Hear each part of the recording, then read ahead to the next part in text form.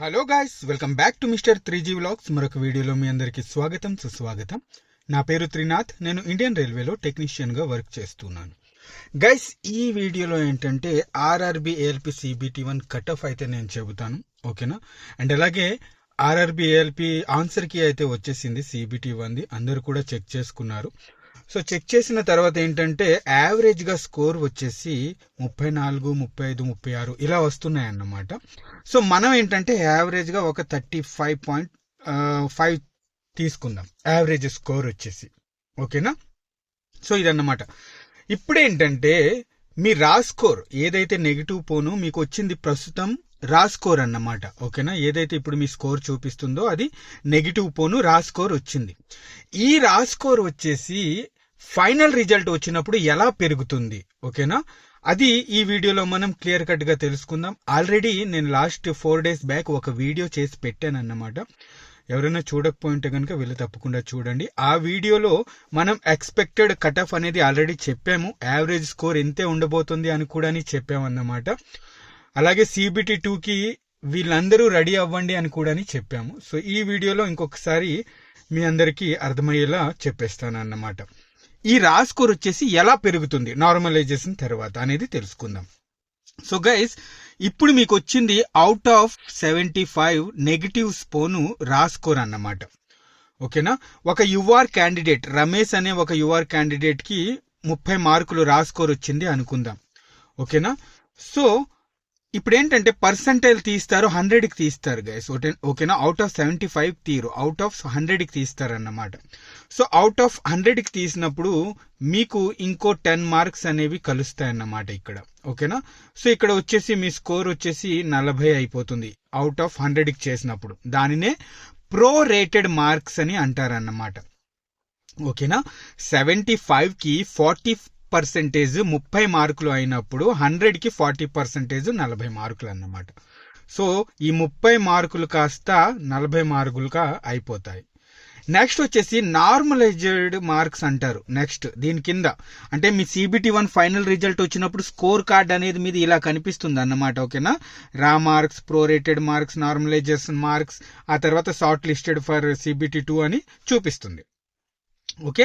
So normalisation system లో ఏంటంటే ఒకవేళ మీ పేపర్ హార్డ్ గా ఉంటే గనక, మరి పేపర్ హార్డ్ గా ఉంది అని ఎలా తెలుస్తుంది? ఎవరైతే క్యాండిడేట్స్ యావరేజ్ గా ఒక 75కి 30-40 ఇలానే అవుతున్నాయి అనుకోండి అందరివి యావరేజ్ గా, సో అప్పుడు పేపర్ హార్డ్ గా వచ్చింది అని అర్థం, ఓకేనా. ఎవరిదైతే పేపరు యావరేజ్ స్టూడెంట్స్ అందరివి 75కి 50-60 వచ్చాయి అనుకోండి, అప్పుడు పేపర్ ఈజీగా వచ్చింది అని అర్థం, ఓకేనా. సో ఇలా, ఓకే.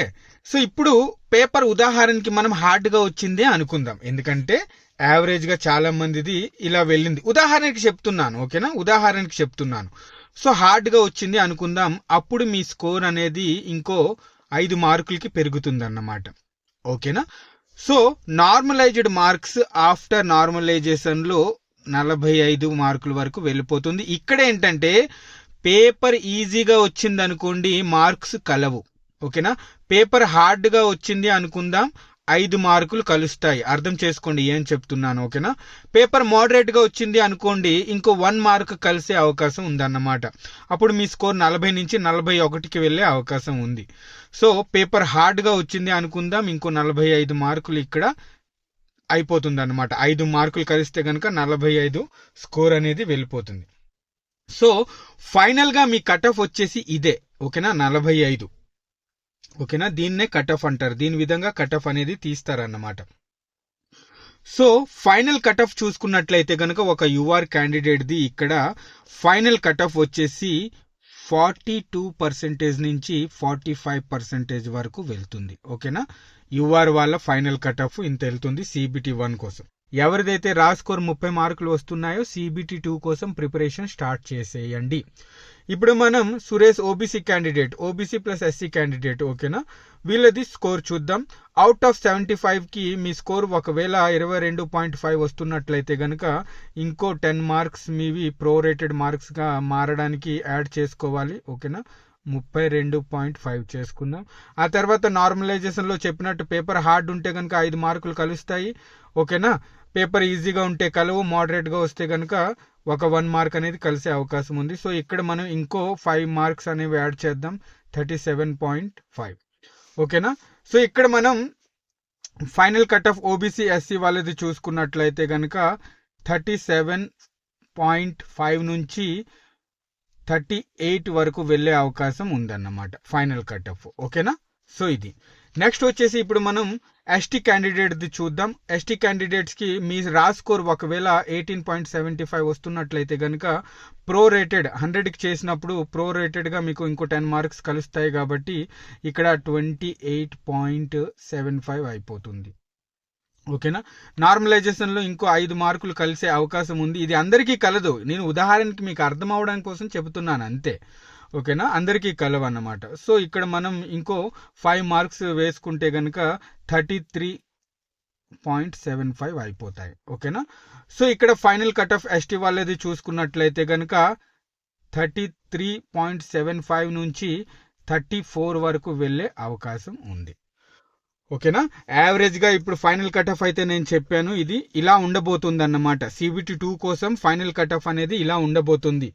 ఓకేనా, ఎవరికైతే రా స్కోర్ 30 మార్కులు వస్తున్నాయో యువర్ వాళ్ళది CBT 2 కోసం ప్రిపరేషన్ స్టార్ట్ చేసేయండి.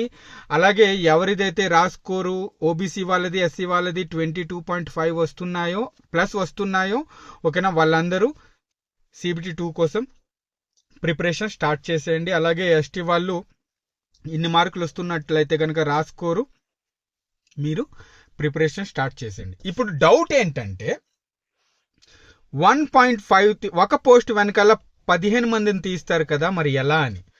గైస్ చూడండి, ఒక పోస్ట్ వెనకాల 15 మందికి తీస్తారు కాబట్టి అందరిది యావరేజ్ మార్కులు చూసుకున్నట్లయితే కనుక ఇన్నే ఉన్నాయి కాబట్టి ఎవరిదైతే నార్మల్గా యువర్ వాళ్ళది 30 మార్కులు అలాగే వీళ్ళది ఇన్ని మార్కులు వచ్చాయి కదా, వీళ్ళందరూ సెలెక్ట్ అయ్యే అవకాశం చాలా ఉంది ఇక్కడ.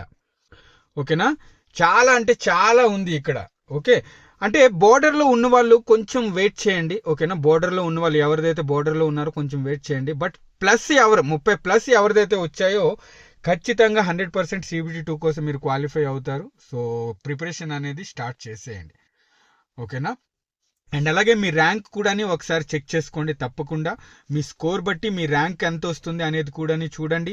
వేకెన్సీ ఉదాహరణకి 3000 వేకెన్సీ ఉంటే గనక 15 మందిని తీస్తారు కాబట్టి ఇంటూ 45,000 మందిని ఇక్కడ తీసే అవకాశం ఉంది. ఓకేనా, ఇప్పుడు ఒక పోస్ట్ వెనకాల 15 మందిని తీస్తారు కదా. సో ఉదాహరణకి 3000 పోస్టులు ఉన్నాయి అనుకుందాం, ఉదాహరణకి చెబుతున్నాను. 3 × 15 ఓకే 45,000 మందిని తీస్తారు. సో మీ ర్యాంక్ కూడా ఈ 45,000 మందిలో ఉందో లేదా అనేది చెక్ చేసుకొని మీ డౌట్ క్లియర్ అయిపోతుంది. ఓకేనా, సో ఇదన్నమాట. సో ఇప్పుడు కమెంట్స్ చేయకండి, అబ్బా నాకు ఇన్ని మార్కులు వచ్చే ఛాన్స్ ఉందా అన్న, ఇన్ని మార్కులు వచ్చే ఛాన్స్ ఉందా అని అడగండి. నేను చెప్పేశాను, ఇన్ని మార్కులు వస్తే కనుక మీరు తప్పకుండా CBT 2 కోసం ప్రిపరేషన్ స్టార్ట్ చేసేయండి. ఎందుకంటే టైం లేదు గాయస్, అందుకే చెబుతున్నాను, టైం లేదు, చాలా తక్కువ టైం ఉంది. త్వరగానే CBT 1 రిజల్ట్ అనేది వచ్చేస్తుంది, తర్వాత ఎగ్జామ్ డేట్స్ కూడా ఇచ్చేస్తాడు అన్నమాట.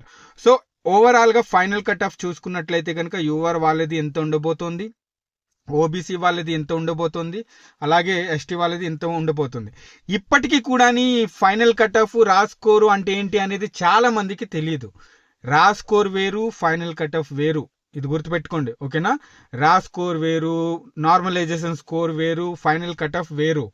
ఓకేనా, ఇది మీరు గుర్తుపెట్టుకోండి. ఓకే, సో ఇది గైస్, వీడియో నచ్చితే కనుక తప్పకుండా ఒక లైక్ చేయండి. నెక్స్ట్ వీడియోలో మళ్ళీ కలుస్తాం, అంతవరకు సెలవు, బాయ్, జై హింద్.